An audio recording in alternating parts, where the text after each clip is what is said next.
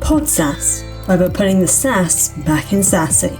Sponsored by LeadrPro, where you can book demos with target customers on demand and fill your sales pipeline instantly. Hey everybody, welcome to another episode of PodSaaS. I'm your host, Chris Sheng, and today we have Daniel over from Greenfly. How's it going, Daniel? It's going well. How you doing, Chris? I'm doing good. Thanks for joining us. We should have actually had you in person because we just realized that you're probably just down the street from us. These days, you don't know. It could be the other side of the world. It could be 2 blocks away. But yeah, exactly. But exactly. I can feel your energy from here. So that's awesome. Yeah, I can feel yours too. So very cool. Before we like to do this thing where we jump into a series of rapid fire questions. It's really for us to get to know you as kind of like a entrepreneur founder, getting to know your story. But before we do that, love to get a sense of what Greenfly is, just the quick elevator pitch, and what makes a great customer for you guys. Yeah, so Greenfly is a content exchange and collaboration software platform. It's for organizations to source, manage, and internally distribute short form content, often for social channels, but it could be for any kind of digital channel. We work a lot in environments like sports, media, entertainment, where there's a lot of content and a lot of people that have a lot of influence that you want to get that content to. So you want to figure out a great way to source that content, organize it quickly, automatically, route it, distribute out to social channels and track it. So a typical example would be a major sports league like the NBA, Major League Baseball, sourcing all that kind of content capture, distributing content to players, distributing content to broadcast partners, to sponsors, and kind of powering that whole ecosystem of content movement and collection. Got it. So it's like almost like from the organizational level, and then getting the people within the organization to have like a network effect with content. Exactly. Got it. Okay. That makes a ton of sense. Cool. And I also noticed that Chris Paul is one of your guys' investors. So as a Clipper fan, and not now, but like now he's with the Suns. But as a Clippers fan, Chris Paul is somebody I've always seen his journey in the NBA. So how did that happen? I'm not entirely sure how we first connected. I think it was through some mutual friends, but we've been working with the NBA for a while, and we have almost all NBA players using our platform. And when we connected with him, he knew it. He used it. He said one of the things he loved is like when he's on the bus after the game, all the guys are on Greenfly looking at their content, sharing it. And it was actually a really cool moment when I met him originally, which was on a Zoom because it was during the pandemic when we connected. Yeah. He started flipping through the content on his phone. He showed me this incredible picture of him, Kobe, and Chris Paul's dad. And Kobe was like writing a note on a shoe. And then he showed me in his home office, he had the shoe with the note right behind him on the shelf. And he was telling me like he was able to find that photo using Greenfly. Like he didn't even know it existed without Greenfly. So he had a personal connection with the platform and a personal passion for it. And so we were really lucky to have him. Wow, that's awesome. That's really cool. It's a great story. Awesome. Before we kind of like jump into the origination and just kind of the journey of Greenfly from the beginning, obviously I'm sure it's quite a bit of a journey. I'm sure there's quite a bit of stories in there. But before we do that, just going to jump into a series of rapid fire questions here. Nothing too difficult, nothing too crazy or too personal. But if you're up for it, we can do that. And we'll just kind of let's see where the conversation goes. Let's go for it. Cool. Awesome. Start things off pretty simple, straightforward. Any favorite entrepreneur and or startup story? Yes, that's a good question. Entrepreneur, I want to come up with something original, but I've always been a huge fan of Steve Jobs. I grew up in San Francisco in the city. Obviously Apple was a Bay Area company. My first computer as a kid that my parents brought home was a Mac SE with a 20 megabyte hard drive. I loved the Mac story. I loved, the creativity of the machine. It felt so different from other things I'd used. And so I was a passionate kind of Mac fan from the beginning, even, stuck to it through some pretty ugly, Power PC eras and clones and all the other kind of stuff in the background again. So that's a story I've always, connected with personally. I wish I had kind of a more surprising example, but he's always been a hero just for the vision and for the sense of kind of personality, soul, and creativity connected to technology, and really seeing those things, united very early. So that was something that I really connected with in the 80s when I was growing up. Got it. Very cool.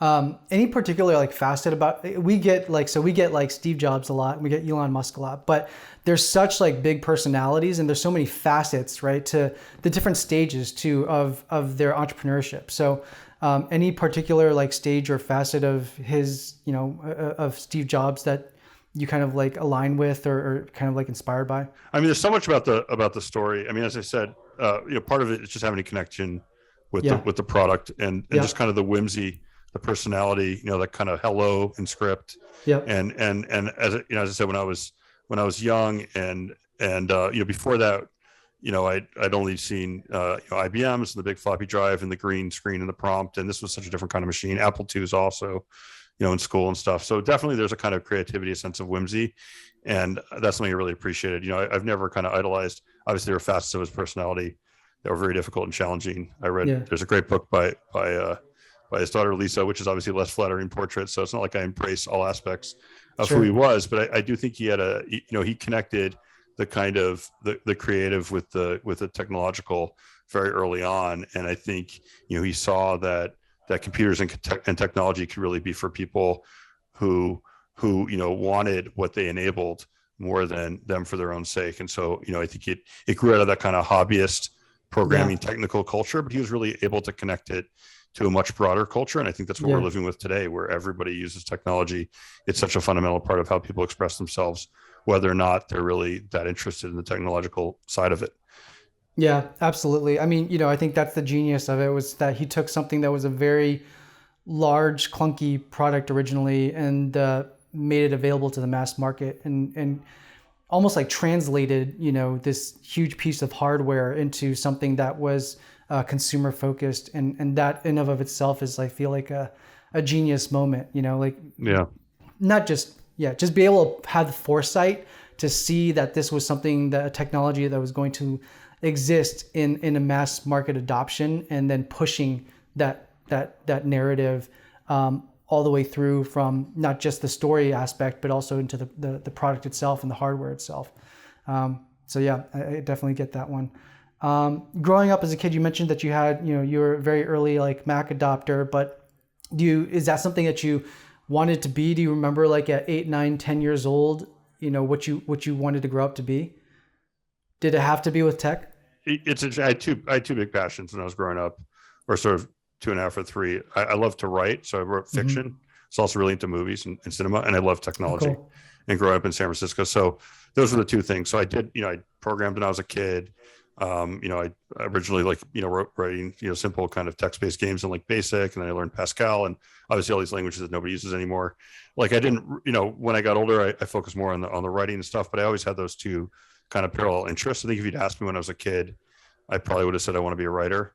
But at the same time, I always loved tech. It was something I was always playing around with, fiddling with, and early kind of bulletin boards and all that kind of pre-internet stuff. I was super into all that. I think growing up in the Bay Area was just an incredible moment. And so I was really connected to that, and so many people around me were involved in tech and stuff like that. So that was always a passion. But on the other side of it, I loved to write. I loved, I wrote, screenplays. I made movies. I did kind of early on. I did linear editing on an old-fashioned like Steamback, where you had to like splice it by hand and tape it together. And I did non-linear editing when that became more widely available. So I kind of, interesting. I saw the technological side of that as well. But so those are kind of the two passions. So I don't know what I would have said, but I always loved technology. Got it. Yeah, I mean, I've come from that background too. I worked in entertainment and TV production for a number of years, but I do think that there's a lot of soft skills that kind of go and bridge together between entertainment and entrepreneurship. I mean, I've often said, I think a lot of people who work in entertainment would be great entrepreneurs. The core of things, they are entrepreneurs in the sense that they're marketing a product, which is usually themselves. And unfortunately, that's also a lot of times the bottleneck, is because you may be betting on the wrong horse, and that's really hard to do because your ego is involved, right? So it's a challenging thing to look at. But yeah, I think like the element of storytelling and then building a business goes hand in hand. So definitely makes a lot of sense that you have that background. Moving on to another quick question here is it's about maybe like one of your most painful experiences, either personally or professionally. And I'll give a little bit of context to this. in the sense that I think a lot of, if I look at myself, and when I've posed this question, I think a lot of exponential growth typically comes from like being in super uncomfortable situations. Obviously, when you're going through it, it's super uncomfortable, and you can't necessarily always see the light at the end of the tunnel. But in hindsight, I feel like you can always go back to those moments, and those are like the character building moments.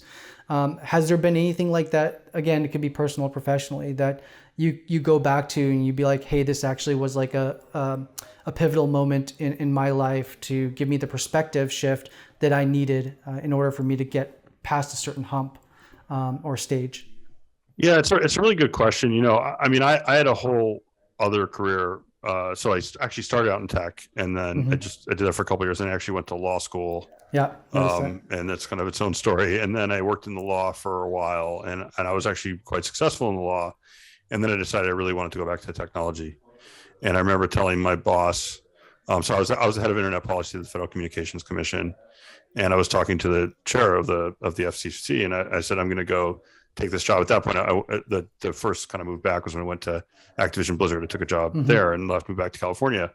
And he said to me, you've built up all this capital in your career. I mean, it's not like I'd been around in my career for 30 years, but in the decade or whatever I'd worked in the law, he said, you built up all this capital, and you realize that you're just going to like walk away from that. And I don't think I really took that seriously. Like, I was getting the job in part, even though it was like, wasn't a legal job. Like, they were impressed by my legal background. I felt like I was kind of converting it. And I think that was somewhat true in the Activision Blizzard context. But then when I quit to do this, it's like, it was really interesting to me because I'd gone from this position of, kind of having a lot of authority at Activision Blizzard. I worked directly with the CEO as kind of the gatekeeper. So everybody, they weren't really interested in me, but they had to go through me. So I felt like I had all this, and all of a sudden you're chasing people. They're not calling you back. You're pitching things. They're not responding. We had some pretty unpleasant experiences early on where people set up all these meetings when they were buying a competitor and they really just wanted all our materials. And, and so there's some moments like that. And all of a sudden you're like, kind of, what have I done? I'd kind of built myself to a somewhat comfortable place in a different career. And now all of a sudden, I can't get this junior person to return my phone calls, and people are rude and whatever. I mean, just that whole kind of, you're putting yourself out there, you're selling, you're starting over. And so I definitely think that those experiences can be difficult. And certainly, we had some kind of, unpleasant, there's definitely been unpleasant moments along the way. I remember when we were pitching of, VCs, he said, this guy said, if you had a good team, you guys might actually be successful. That's like what the guy said.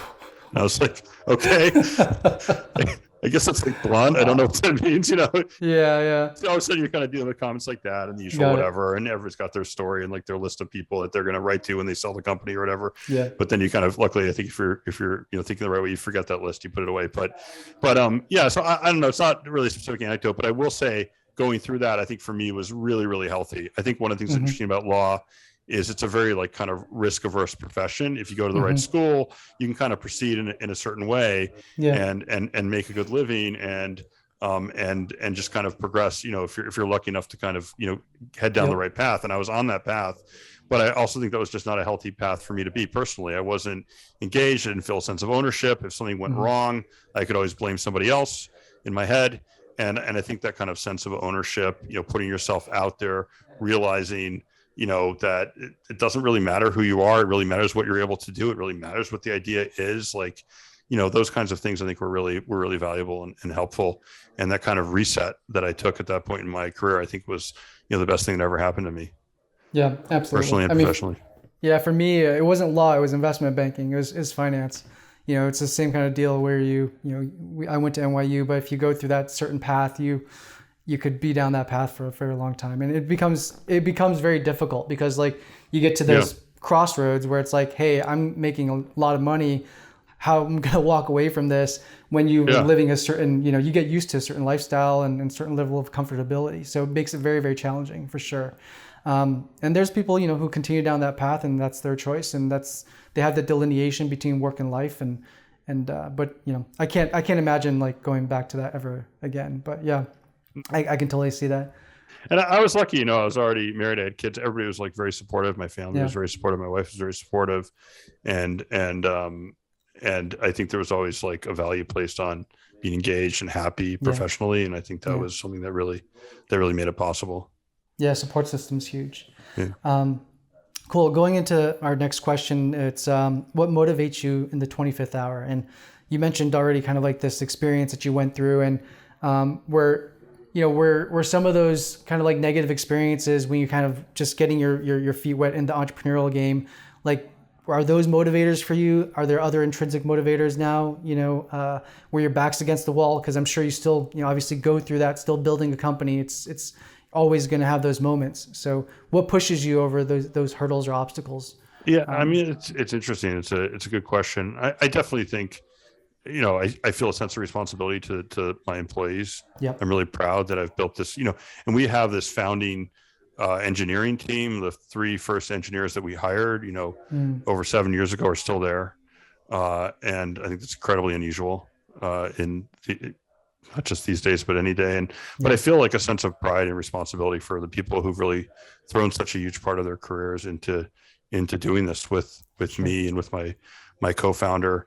And so I definitely feel like a sense of responsibility to really, and I feel like we have the success that we need to have. Like, we're on the right path, we're doing well, like we're able to succeed. And I feel like, at this point, if we don't keep succeeding, then, it's on me. It's on the decisions that we're making. We have an incredible product. We've got a great product market fit. Like we have all that figured out. And so it's a matter to keep, building and being innovative and keep succeeding. And I feel just a lot of responsibility around that, responsibility to people around me, responsibility to the idea, responsibility based on how much time I've put into it personally, responsibility to my family that's put up with a lot, having me, work the way that I have. It's like, it really is like that failure is not an option. Yeah. There's a lot of pressure in a good way. Yeah. Yeah, absolutely. Along the way, I'm sure you've worn a lot of hats too. So has there been a certain skill set that you have either a love or hate relationship with, or it could be both? Just a skill set, and a lot of times it's like bookkeeping is the common answer, but has there been a skill set you picked up that you have a strong emotional disposition towards one way or another? Well, I think it surprised me is I love selling. I mean, I think being an entrepreneur is selling. Yeah, like absolutely. Everything you're doing is selling. You're raising money, you're selling. You're hiring people, you're selling. You're obviously selling the product, you're selling. And, I've always had kind of a funny attitude towards selling. I think coming, even before this job, being a lawyer, being interested in writing and stuff like that, I kind of saw myself as not a salesperson. You know what I mean? I didn't. And I've really kind of embraced that and enjoy it and really appreciate it. Like, so much of life is about communicating and convincing people, and sales is a pure form of that. And, if you're selling something that you really believe in, like you really believe that you're helping people when you do it. Yeah.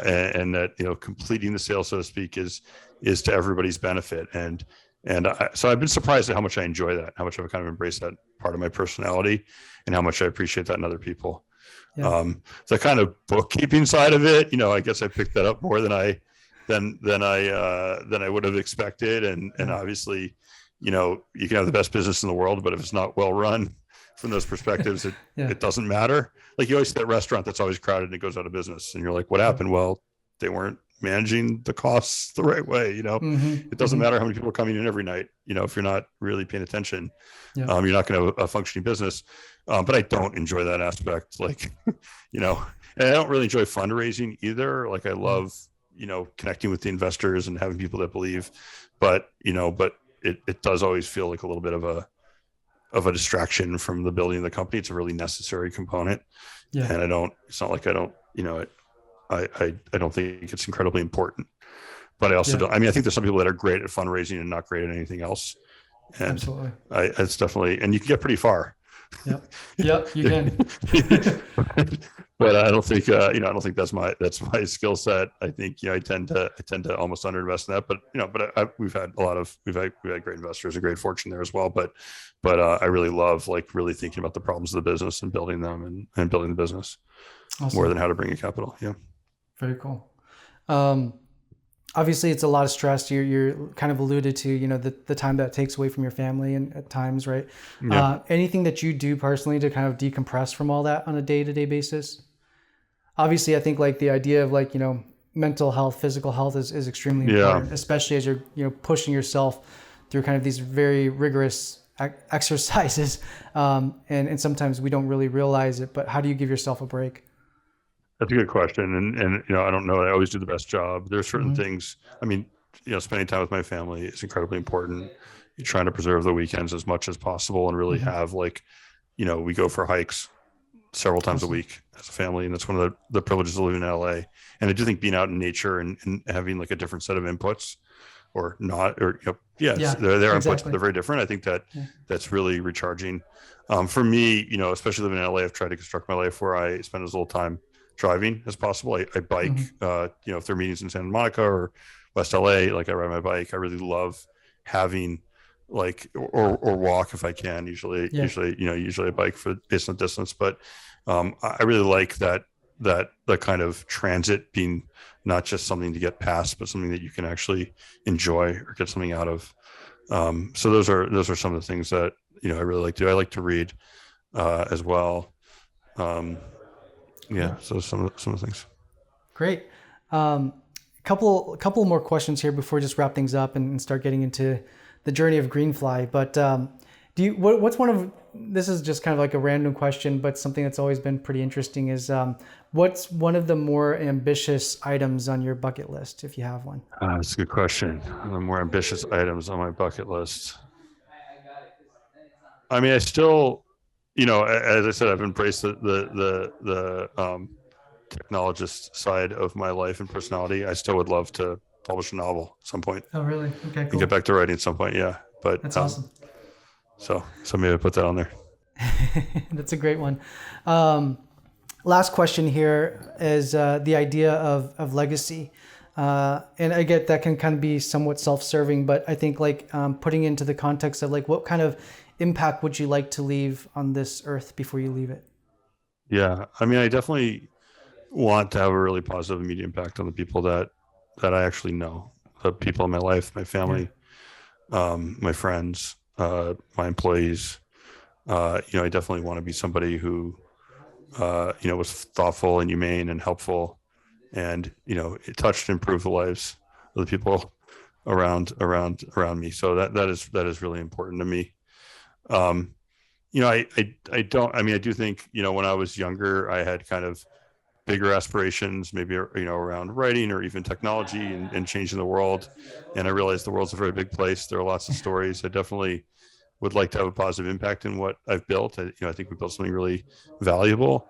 But I think at the end of the day, my biggest legacy is probably going to be on the people that know me, personally, more than the people who know and use our technology. Got it. Good answer. Very good answer. Cool. So that's it for the rapid fire questions. I think it was really good to kind of get a sense of kind of your personal journey along the way. A lot of little nuggets in there that I kind of want to cover now going forward. But you had mentioned you had spent quite a bit of time in law. So and I did see that on your LinkedIn. I mean, obviously you spent. It was a career path, right? Like you spent quite a bit of time in that space before going to Activision Blizzard, and then from Activision Blizzard leaving there. Even though that was like still somewhat related to law, it was somewhat in a different capacity than you were doing before, right? So it's almost, I see like this gradual path to, I don't know, it's a little bit more like towards the entrepreneurial side of things, where you're in a different environment at Activision Blizzard, but still doing something related, and then ultimately cutting the tie and then going off and building your own thing. So could you walk us through that journey and maybe like towards the tail end of your legal career before you went to Activision, and then kind of what that journey was like, and before you made that decision to start Greenfly? Yeah, I mean, so I was an English major in college. I was really interested in technology. At the time, I graduated college in '99. I went to Harvard. They had all these career services that were all tuned around investment banking or going to grad school. There was actually very little around technology at that time, which was really kind of shocking. But I really wanted to work in technology. I ended up working, right out of college for an IT consulting firm that was in the higher ed space. So it was based in Cambridge, Mass. So obviously it's local for where I was. My now wife, then girlfriend, went straight to law school. She's at Harvard Law School. So I really wanted to stay. I had an interesting offer out in California, but I wanted to stay like right, as close to her as possible. Yeah. So I took this job. And so I worked in technology, doing like business development, writing proposals. This is a company that built like course bidding systems and registrar systems for universities. Okay. So not the most exciting thing in the world, but it was an interesting business. And I really enjoyed doing that. And then I wanted to start a company. So after about a year, I quit my job to start a company. And with a partner who was there at that company with me, we had this idea. We called it Cybrary, and the idea was to do remote software updates over the internet, which were not really being done at the time. And the idea was that it was for IT professionals. You would go and you'd register your software. It would track software updates and actually update it over the internet, which of course now is ubiquitous, but at the time was not. Yeah. It was one of those ideas that was good, but we had no kind of a way to, no real plan for doing it. My partner had applied to law school and gotten in and was kind of deciding whether to defer, and like he kind of bailed at the last minute. So I lost my co-founder. The market tanked. Right. This is that was the when the bubble burst. Yeah. And so 90s. I was like, okay, I don't know, maybe this is the wrong thing. I was looking at consulting jobs. Maybe I'm going to go back to, I ended up going to a few different technology companies. I went to a technology company that was in like telecom space. And I felt just kind of lost. And I applied to law school, and went to law school and actually really loved law school. I loved studying law. So that kind of put me off on this other path. Which I got really into it, but I just always missed technology and wanted to get back to it. And so that kind of the career around law was interesting and maybe lasted longer than it otherwise would have. I thought I was going to get back to technology through the law. As I said, I ended up going to the FCC and having a legal job around net neutrality and internet policy, which is super interesting and kind of bridging the gap a little bit. But I kept feeling that kind of pull back to tech, and when out of nowhere, really randomly, I got the offer from Activision Blizzard. I said, look, tech company in California, it's in games, really where I think I'd be, but it's, I just embraced the opportunity to really shift my career. So I took that job and that was great. And I really enjoyed that. And when I came out to California, I reconnected with my cousin who I'd grown up with in the Bay Area, who's Sean Green, he was a professional baseball player for many years, including with the Dodgers. And he had started, after he retired, he was thinking a lot about the way athletes interact with media and stuff like that. And he had decided he'd actually started working on this technology, which he called Greenfly. So he'd already started working on it, and I was at this great job at Activision Blizzard, and we were spending a lot of time together. And one time over Thanksgiving, we just ended up talking for hours and hours about his vision. And I said, that actually sounds pretty interesting. And I actually joined him for a couple of meetings. I saw that he was really connecting with the concept. I realized that as good as a concept it was, there really wasn't anything else out there like it. And even though I'd had a lot of success at Activision Blizzard, I found myself still in this kind of consulting role. I was working for the CEO. I was still not really kind of owning, I wanted to own a P&L. I wanted to build a business. Like that's really what I wanted to do. And people still saw me as a lawyer, and kind of strategy consulting, kind of personality as opposed to somebody who's really operating something. And I realized the best way to operate something is to found it. So I quit my job and we did it together. And he's been a wonderful partner. So having that and an idea, I don't know if I'd been casting about in the abstract for an idea. I might have, I always had a lot of ideas and plans, and I told you about that previous one, Cybrary. But it's always hard to decide on the best idea. Here's an idea that was already there. It was pretty good.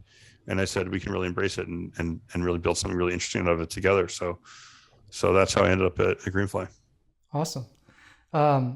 This is the part that I really find interesting. I think a lot of people gravitate towards, but it's like that decision from Activision Blizzard to saying you're going to quit and go embark on this unknown path.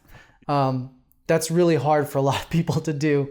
A lot of people have great ideas. A lot of people have something that they're really passionate about or interested in, but to cut off a paycheck that comes every 2 weeks or whatever, it's another thing, right? So walk me through, was there any, did you guys have any proof points, validation, Yes. from the market where like, or did you have seed money or like any of those kinds of facets where it made you feel a little bit more comfortable, where it wasn't as big of a risk of like, hey, this is just an idea, we're going to go pursue it?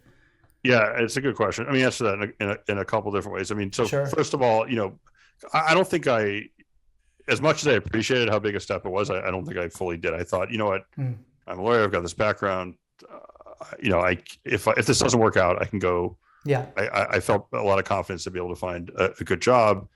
And so, I think that made it seem kind of easier than it was. I'd also been, I've been living on this government salary for several years. Then I had this, salary at Activision Blizzard. I was a senior executive. So, I saved a lot of money as well. So that gave me like, kind of an immediate cushion.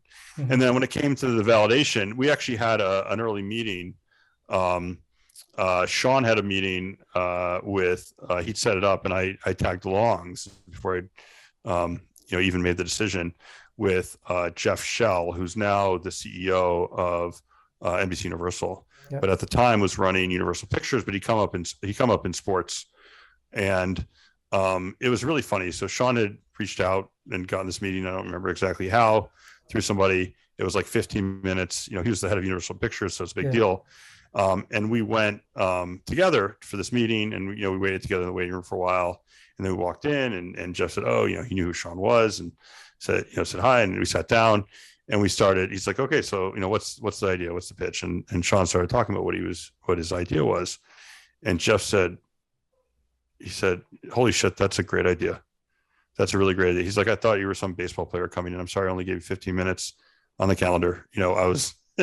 He's like, "But that's a really great idea." And he got really engaged with it, and he started really talking about it. We ended up having a long conversation that went into the next meeting. And it was interesting to see him who, first of all, he kind of, I don't want to fault him for this, because he really was very receptive in the end, but he came with a certain expectation about what the conversation was going to be like. Sure. And I saw how much he connected with the idea, having seen so much around media, around sports, and the kind of value. And so for me, like sitting in on that meeting, having that conversation, like that was a moment where that was a really validating thing to hear.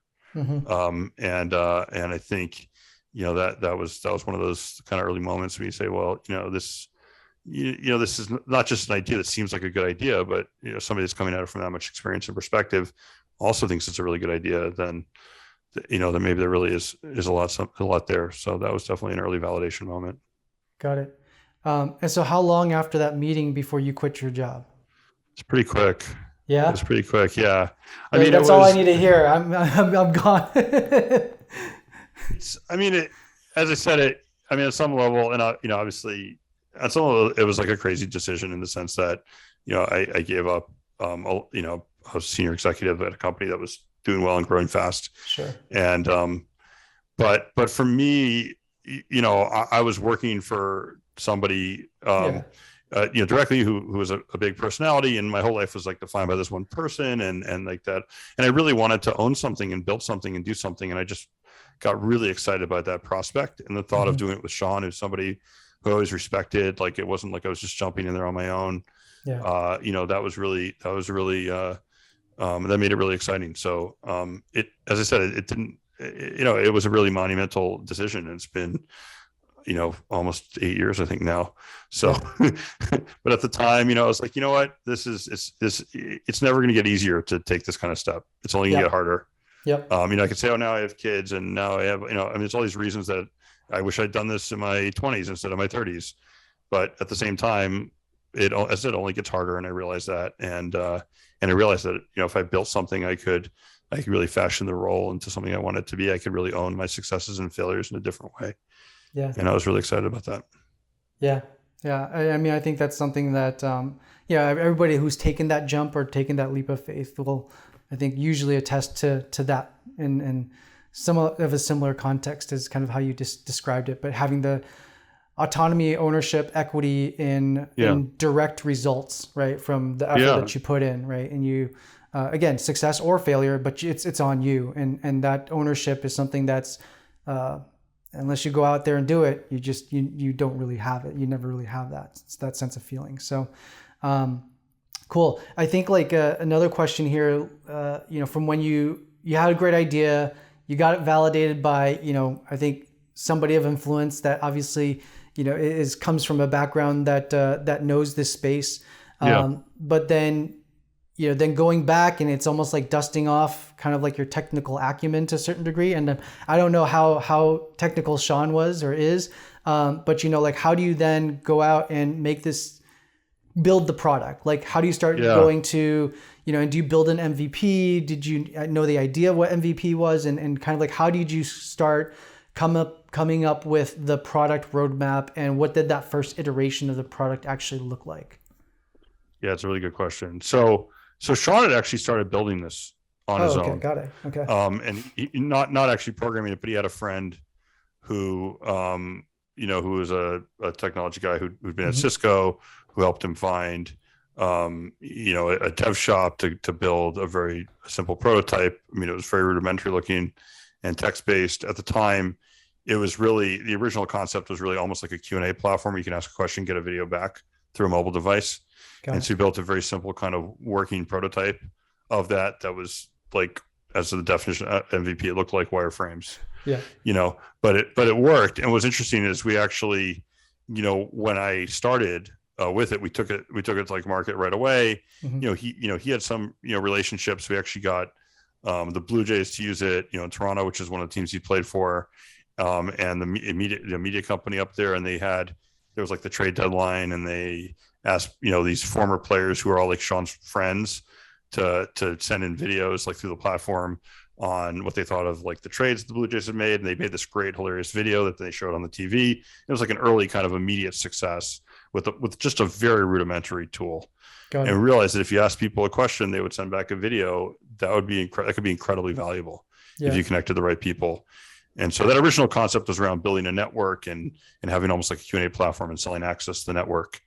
And what happened with us is we managed to do a deal with CBS and Turner for March Madness, where we said, we have all these people that will make videos. And then we went around to different celebrities and athletes and said, do you want to be on CBS and Turner and make videos for March Madness? And they said, yes. We had like Ashley Judd for Kentucky and, Tom Arnold for Iowa and, stuff like that. And it was funny. It was like really like, a typical kind of, fake it till you make it, where we basically told one side we had the network and the other side we had the how to go fill the pipeline. People this side of the network, and exactly. We connected them. And it worked. They made all these videos. They showed them on TV. It was really cool. But it was also just a total pain in the neck to like round up all this talent. And what happened was LeBron James had founded a media company, which is now Spring Hill. It was Uninterrupted at the time. And he was working with Bleacher Report, which is part of Turner, around making the idea was to make videos like straight from athletes for this network. So they saw our tech through the March Madness stuff because Bleacher Report was using it. And they said, can we license your tech for this media company we're building?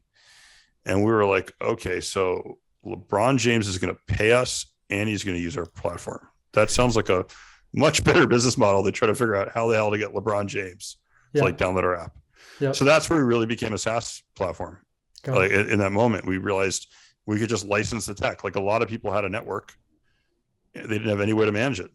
And so that was a very early kind of step, but it was a step from like, we're going to be, I don't know, a media company, a network of people that we're going to sell. Like that was the original vision, to we're going to license this software for this purpose. And that's where we really when we became a SaaS. That's why I wouldn't be on this podcast, I guess, if we hadn't taken that. Well, yeah, so it's pod SaaS, right? Exactly.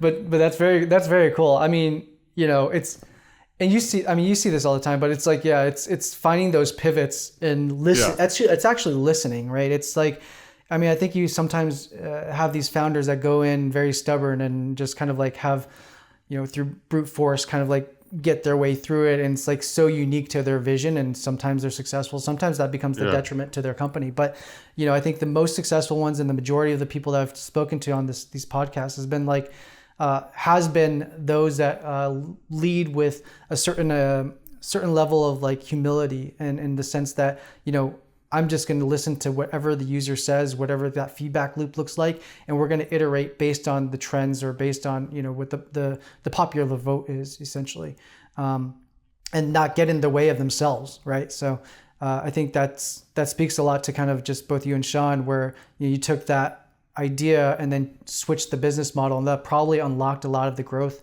for where you guys, ultimately ended up. 100%. I mean, I couldn't agree with that more. I mean, there are people that have that vision that everybody says is insane, Sure. and they turn out to be right. And that is a form of genius. But I do think that, really, I mean, I would say most of our major new product features come from people using the platform in an off-label way that we didn't envision, and us saying, actually, that's a pretty good way to use it. Like, we should embrace that and support it. And I do think that's really important. I also think from the humility perspective, I think it's just really, I mean, it's just, you have so much like pride and like blood, sweat, and tears invested in the product. It's easy to be kind of personally insulted when people don't respond to it the way that you want to, but you have to realize like they're giving you their perspective. And because if these are your customers, like that perspective is inherently valid. You can't tell them that they're wrong, because they're not. Like, they're telling you their perspective, like how they want to use it, what's frustrating. And I just think it's really important. It is that kind of customer's always right mentality. I just think it's really essential to really listen and refine and say, like, if they don't get it, it's not because they're idiots. It's because like you're not doing a good job of communicating. Exactly. You know what I mean? Yep, for sure. So that's that's very important. Absolutely. And I know we're kind of rounding up on the time here at the top of the hour. So just a couple more questions, but how large is the team now? Yeah, we're a little over 40 people. Okay. And 40 people, where do you foresee the company in the next 5 years? Obviously, I think you still have a lot of room to grow, right? But where do you foresee your guys? Do you guys are you planning to look for an exit at some point, or you really just kind of heads down for the next 5 years, 6 years, 10 years to really kind of see the full growth of what this and realize the full growth of what this could be? And what does that vision look like if that's the case? I'll say a couple of things on that. One is we as I said, we've been around for not yet 8 years, but we're approaching 8 years, and we've had a lot of success along the way. But the last couple of years, we've really figured out the business. I think it comes from a real shift from a kind of one-to-one management, like the thing I was describing, where you send a request and get back a video, to a scaled automated operation with always on. So now for our customers, we're moving millions of pieces of content through thousands of different relationships. And that's something that we really didn't start doing until a few years ago. So even though we've been around for 8 years, in many ways, I feel like we're 2 years old or 3 years old when we really started to build those pieces. So it's been a period of the last 2 years have been the most acceleration ever from, percentage growth, total numbers, everything has been really, really fast.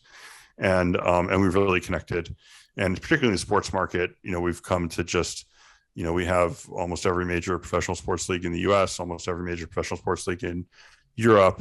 We're doing more in adjacent categories, media, entertainment, brands, particularly brands that touch on sports and media, and are ambassador oriented brands and things like that.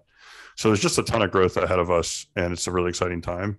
And one of the things I think we're really focused on is thinking about all the different relationships that we connect on our platform and really building more value out of that.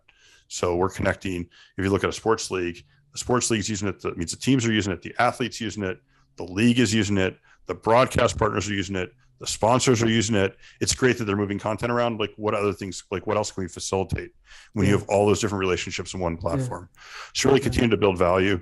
When it comes to the kind of exit thing, we've had interest, and there's we had kind of a wave that we kind of went through of interest, on the M&A front. And my general attitude to that, people always say, is a sale is not a strategy, and you just got to focus on building value.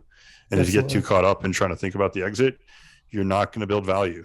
If you build value, then the exit will take care of itself. That's my attitude. So I try not to think too much about that stuff, and just focus on really building a really successful, thriving company. Yeah, awesome. And that leads me to just one last question. But any interesting things on the product roadmap, because what you're talking about, there's a tremendous amount of value in that kind of content exchange. Within those well, these aren't just mini, but these are large pockets of different networks, right? Yes.